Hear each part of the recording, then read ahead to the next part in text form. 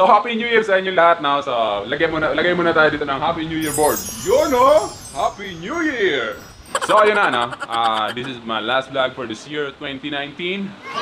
Masasabi ko lang, napakaraming magagandang nangyari ngayong 2019. At syempre, I'm so very thankful that my body is so very amazing until now. Really, nigga? I mean, syempre napakasaya ko. At hindi ako nagkasakit sa loob ng 2019. So magdadamit lang ako, no? At lalabas tayo. So ganito lang magdamit. Whoop! Ganun lang, di ba? Napakabilis lang, no? So ngayon, lalabas na tayo ng bahay at titingnan natin mga putukan sa labas kung mayroon man. Dahil hanggang ngayon, wala pa rin akong maririnig na pumuputok. Kung mapapansin nyo, no? Medyo oily yung mukha ko ngayon. Kasi galing ako sa trabaho. At pagkatapos kong magtrabaho, diretso dito sa bahay para mag-asikaso ng mga pagkain. Siyempre, tinulungan ko rin yung misis ko magluto. Tinulungan ko siyang gumawa ng handa. Siyempre, kinuntian lang natin yung limitado lang kasi kapag dinamihan mo, dalawa lang naman kaming kakainin, masasayang lang. Dapat lang man talaga ganun lang kasi aanhin mo ang maraming handa kung masisira lang din naman yung iba. No. So, tama. So, Alien. So, ilang minuto na lang, no? Papasok na ang taong 2020. Yo, so medyo may naririnig na akong putukan, no? At mukhang kailangan na natin lumabas at para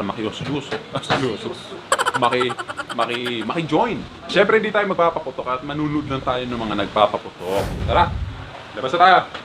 And 3, 2, 1, go!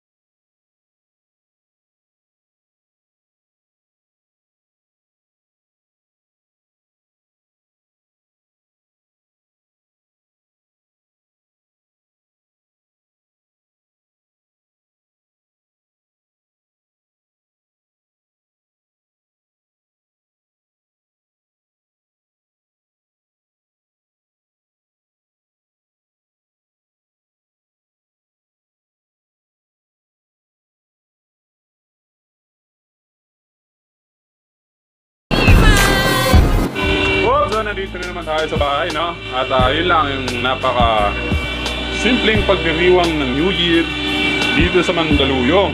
Ilan napaka simpleng pagdiriwang ng New Year dito sa Mandaluyong, no? So kung mapapansin nyo, ang konti lang ng mga fireworks. Kasi bukod sa bawal na nga magpasabog, ay bawal na nga kasi magpaputok dito sa Mandaluyong.